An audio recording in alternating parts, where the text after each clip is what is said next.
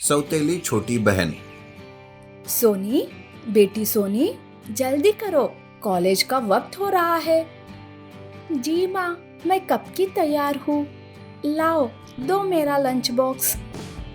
ये लो अपना lunch box, अपना ख्याल रखना। विद्या कुछ कहने ही वाली थी कि सोनी।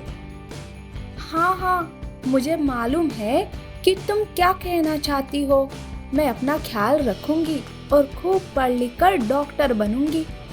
तुम्हारे और पिताजी के सपने को पूरा करूंगी। इतने में सोनी के पिता रघु वहां आते हैं। मुझे पता है हमारी बेटी जरूर हमारे सपनों को पूरा करेगी। अब चलो बेटी, जल्दी करो, कॉलेज का वक्त हो रहा है, मैं तुम्हें छोड़ देता हूँ।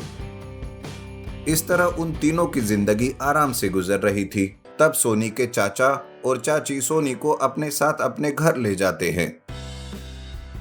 बेटी सोनी, आज से तुम हमारे परिवार का एक हिस्सा हो।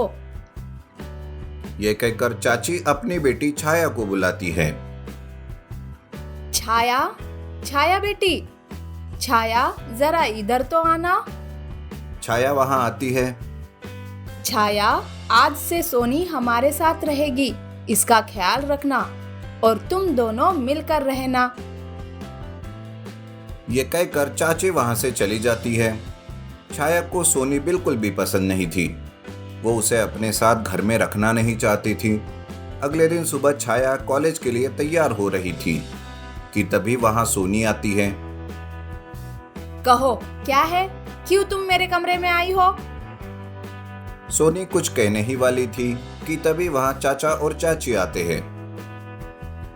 बेटी छाया, आज से सोनी तुम्हारे ही कॉलेज में पढ़ेगी, तुम उसका ख्याल रखना, ठीक है? जी माँ। सोनी, तुम अपना ख्याल रखना और किसी भी बात की परेशानी हो तो अपनी बड़ी बहन से कह देना, वो तुम्हारी मदद कर देगी। जी चाची जी। अरे सोनी बेटी, चाची नहीं, माँ कहो। वो दोनों सोनी से बहुत प्यार करने लगते हैं। वो सोनी के सारे दुख को भुलाना चाहते थे, पर यह बात छाया को बिल्कुल भी पसंद नहीं थी। सोनी उसके आंखों में खटकने लगी। वो दोनों कॉलेज जाते हैं। सोनी पढ़ाई में बहुत तेज थी। कॉलेज में सब उसे पसंद करने लगे, यहाँ तक कि छाया के दोस्त भी सोनी को पसंद करने लगे। अरे छाया, तुम्हारी बहन तो बहुत ही खूबसूरत और बहुत होशियार है। अपने दोस्तों के मुंह से सोनी की तारीफ सुनकर छाया और भी ईर्ष्या से जलने लगती है और मन ही मन में सोचती है, इस सोनी की बच्ची को ऐसे ही छोड़ दूंगी तो ये मेरे सारे अपनों को मुझसे छीन लेगी। ये मेरी सौतेली बहन है, सगी नहीं। अगले दिन सुबह सोनी नहाने जा रही थी। यह देख छाया तुरंत जाकर वाटर हीटर के वायर को काट कर रख देती है। इस बात से अनजान सोनी जाकर बाल्टी पकड़ लेती है और उसे जोर का झटका लगता है और वो वही चिल्लाकर बाथरूम में गिर जाती है। सोनी की आवाज सुनकर चाचा चाची भागते हुए जाते हैं। चाचा मेन स्विच ऑफ कर देते हैं। अरे बेटा सोनी, संभाल कर, ये वाटर हीटर की वायर कैसे टूट गई है? मैं आज ही इलेक्ट्रिशियन को बुलाकर इसे ठीक करवाता हूँ। हे भगवान, तेरा लाख लाख शुक्र है, कितना बड़ा हादसा होते होते रह गया। वो सोनी को हॉल में लाकर बिठाते हैं। उस दिन शाम को, बेटी सोनी, छाया टेबल पर खाना रख दिया है, खा लेना, मैं थोड़ा काम से बाहर जा रही हूँ। जी माँ। छाया सोनी की सब्जी में बहुत सारी मिर्ची डाल देती है। सोनी खाने के लिए बैठती है। वो जैसे ही खाना मुंह में लेती है, उसका मुंह जलने लगता है। हे भगवान, मिर्ची, दीदी पानी दो। छाया जानबूझकर सोनी के सामने से पानी हटा देती है। सोनी पानी के लिए रसोई की ओर दौड़ती है। छाया सोनी से पहले भागकर रसोई का दरवाजा बंद कर देती है। बेचारी सोनी पानी के लिए तड़पती रह जाती है।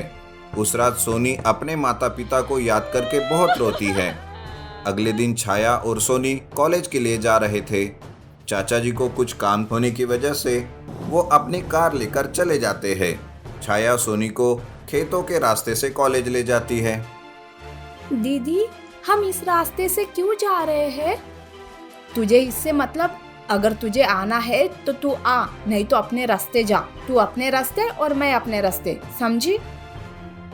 सोनी चुपचाप छाया के साथ निकल पड़ती है। वो रास्ता बहुत ही वीरान था। दूर दूर तक कोई दिखाई नहीं दे रहा था। वो जा रहे थे कि इतने में छाया का फोन बजता है। छाया फोन पर बात करने लग जाती है। सोनी को उस जगह पर बहुत डर महसूस हो रहा था। दीदी, यहाँ से चलो, यहाँ बहुत डर लग रहा है। छाया सोनी की बात को अनसुनी करती है और फोन पर बात करते ही रहती है कि इतने में एक बड़ा सा सांप आकर छाया के पैर को डस लेता है और वहां से चला जाता है। यह देख छाया और सोनी घबरा जाते हैं। सोनी मेडिकल स्टूडेंट होने की वजह से वो छाया को हिम्मत देती है। देखो, तुम घबराओ मत, आराम से। अगर तुम घबराओगी तो जहर सारे शरीर में फैल जाएगा। सोनी अपने मुंह से छाया का सारा जहर खींच लेती है और अपने दुपट्टे से छाया के पैर को जोर से बांध देती है ताकि जहर शरीर में फैल ना पाए। वो छाया को लेकर हॉस्पिटल जाती है। डॉक्टर छाया का इलाज करते हैं। सोनी चाचा चाची को फोन करती है। वो दोनों हॉस्पिटल आते हैं। डॉक्टर साहब, मेरी बेटी कैसी है? अब कोई खतरा तो नहीं है ना? अगर सोनी सही वक्त पर छाया को फर्स्ट एड देकर हॉस्पिटल ना लाती तो छाया का बचना मुश्किल ही नहीं, नामुमकिन हो जाता। आज सोनी की वजह से ही छाया बच पाई है। यह सब बिस्तर पर पड़ी छाया सुन लेती है और सोनी से वो कहती है, सोनी, मुझे माफ कर दो। मैंने हमेशा तुम्हें एक सौतेली बहन समझा और तुम्हें चोट पहुंचाती रही। फिर भी तुमने अपनी जान की परवाह न करते हुए मेरी जान बचाई। मैं तुम्हारा एहसान जिंदगी भर नहीं भूलूंगी। आज से तुम मेरी सबसे प्यारी बहन हो। उस दिन के बाद छाया और सोनी सगी बहनों की तरह मिलजुल कर रहने लगे।